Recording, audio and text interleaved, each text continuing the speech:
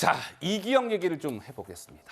택시기사와 전 여자친구를 살해한 이기영을 둘러싼 이야기들이 여러 가지 이야기들이 쏟아지고 있습니다. 그런데 이 이기영이 살해한 전 여자친구와 동거하기 이전에 결혼을 했다라는 사실이 알려졌다고 합니다. 이기영이 그러니까 이혼 전력이 있는 것으로 드러났다는 거예요. 이기영과 생활고에 시달렸다라고 전 부인이 얘기했다. 근데 이 전 부인분은 현재까지는 이 안전에는 이상이 없다고 합니다. 근데 지인 같은 경우에는 근데 이기영이 당시 초혼이 아니라 재혼이었어요. 초혼 상대와는 아들까지 있었어요. 뭐라는 얘기까지 나왔다고 하는데 이런 상황에서 장윤미 변호사님, 이게 그러니까 결혼 전략이 그러니까 재혼까지 했다 뭐 이런 얘기가 나온 겁니까 지금? 그렇습니다. 네. 지금 그 영상까지도 공개가 됐는데요. 결혼식 영상이죠. 대단히 이제 환하게 웃으면서 결혼을 하는. 그런데 사실 이 부분과 관련해서도 왜 경찰이 탐문을 하면서 전 부인에게까지 연락을 했는지 이게 신상이 과연 안전한지를 살펴보지 않을 수가 없었던 상황이 분명히 또 있었고요. 그 당시에 부인에게 물어봤더니 왜 이혼을 하게 됐는지 그 경위 등을 확인했던 것 같습니다. 그러자 생활고에 시달렸었다. 뭐 이런 이야기도 나오고 있는데 아마 본인은 굉장히 경제적으로 어려움에도 불구하고 지금 경찰의 수사 내용을 보면 본인의 재력, 건물주다, 유산 상속을 굉장히 많이 받았다. 이런 걸 굉장히 허언에 가깝게 과시하고 다녔다라고 지금 전해지고 있기 때문에 그 간격에 따른 열등감을 또 범죄로 이어지게 되는 하나의 계기가 된 게 아닌가 전문가들이 분석하고 있습니다. 참 이기영이라는 인물이 참 미스터리한 인물인 건데요. 보시면 또 이런 얘기도 나왔어요. 뭐냐면은 본인이 그 살해한 전 여자친구 있지 않습니까? 근데 이기영이 그 살해한 전 여자친구한테 3억 5천만 원을 주겠다, 뭐 억대 채무 계약서를 썼다는 거예요.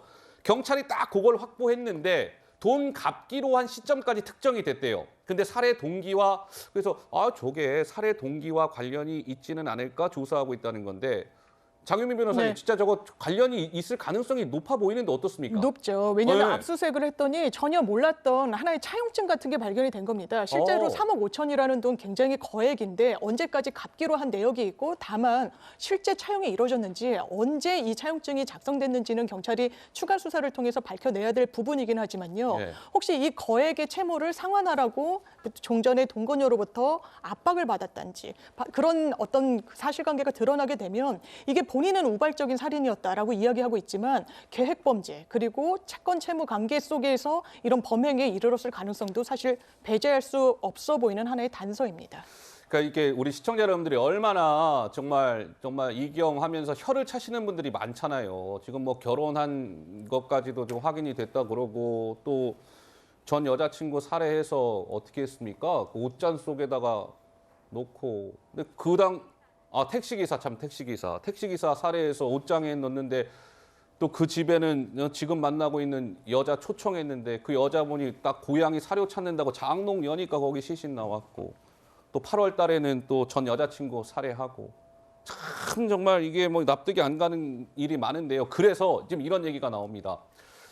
무기징역 또는 사형을 해야 되는 거 아니냐. 처음에 이기영과 관련해서는 살인죄만 적용하는 걸 검토했는데 강도 살인죄를 적용한다는 거예요. 근데 살인죄는 5년 이상의 징역에서 최고 사형까지 가능한데 강도 살인죄는 둘 중에 하나예요.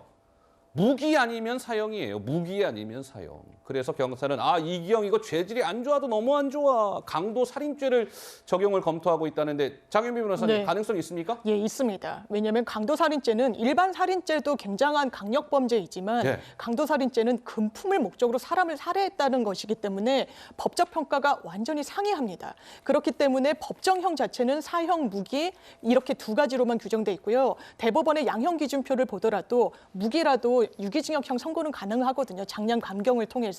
최소한 20년 선부터 좀 보도록 그 기준선을 굉장히 높게 좀 제시를 하고 있기 때문에 이 부분과 관련해서 이기영은 본인이 우발적인 살인이었다라는 주장을 어떤 전략적인 측면에서 계속 견지하고 있는 것 같습니다. 강도 살인죄는 무기 또는 이제 사형인데 뭐 어쨌든 그 혐의를 적용하는 걸 검토하고 있답니다. 근데요, 지금 신상 공개 갖고 이제 갑론을박이 뜨거운데 한번 영상을 한번 보시겠습니다. 자, 한번 보시죠. 자, 지금 보이는 이 남성이 바로 이기영입니다. 택시기사를 죽인 범행 당일 모습인데요. 앞머리를 내려서 이마가 가려져 있습니다. 식당에서 포착이 된 이기영 한번 볼까요? 자, 보세요. 술 마실 때 보면 안경테도 굵고요. 얼굴 윤곽이 좀 동글합니다. 동그랗게 생겼어요. 그런데 이 공개된 증명사진 보시면 어떻습니까? 이마 훤히 드러나 있고 안경도 안 썼고 턱선과 콧날이 뾰족해서 전체적으로 날카로운 이미지여서 일각에서는 이거 너무 다른 거 아니냐, 알아보겠냐 이런 지적이 나오고 있습니다.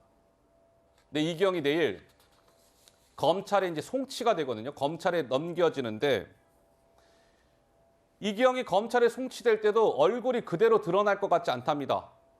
마스크 쓰고 나오겠다라고 했다는 거예요. 마스크는 안 쓰고 나오겠습니다. 카메라 앞에 서겠습니다. 그러면 이제 우리 시청자 여러분 마스크 벗기면 될 거 아닙니까? 이런 생각하시는 분들 있잖아요. 근데 그게 또 안 된답니다. 이기영이 마스크 쓰겠다고 하면 강제로 못 벗긴대요. 이기영이 마스크 쓰고 나오겠습니다. 그래서 김현지 부대변인님 내일 이기영 얼굴 제대로 못 볼 수도 있겠네요. 그렇죠. 그래서 여기서 이제 생각해 볼 수 있는 것은 그 네. 신상 공개의 본래 목적이라고 하는 그러니까요. 것이 흉포한 범죄에 대해서 공공의 알 권리를 제공하는 것 아니겠습니까? 예. 미국 같은 경우에도 보면은 그 영화 같은 데 보면은 이렇게 눈금표가 있어서 본인의 신장이나 앞모습, 옆모습을 분명히 공개할 수 있도록 그렇게 되어 있는데 지금은 본인이 동의하지 않으면 저 운전면허증 사진 이외에는 다른 사진을 제공할 수 없고 또 내일 같은 경우에도 포토라인을 설 때 마스크를 본인이 마스크 쓰겠다고 쓰고. 고집하게 네. 되면은 그걸 그대로 쓰도록 하게끔 되어 있기 때문에 본래 신상 공개의 목적에 이것이 부합하느냐. 그렇다면은 이 차제에 이 신상 공개의 본래 목적에 부합하도록 하는 제도적 변경이 있어서 본래 목적을 달성하도록 해야 된다라는 의견도 지금 많다고 합니다. 그러니까요. 이번 기회에 신상공개 제도에 대해서 이거 국회에서 손봐야 되는 거죠? 하게 되면 국회에서 국회의원님들 이거 좀 잘 좀 숨 좀 봐주십시오. 기왕 하는 거 실효성 있게 해야 될 거 이 아니겠습니까? 경찰위원회에서 예. 결정하지 않아요? 네, 신상 공개를 경찰위원회에서 공개하고 네. 아마 입법적인 보완책을 또 국회 차원에서도 논의해야 될 것 같습니다. 알겠습니다. 자, 저희가 준비한 다음 코너로 넘어가겠습니다. 만나보시죠.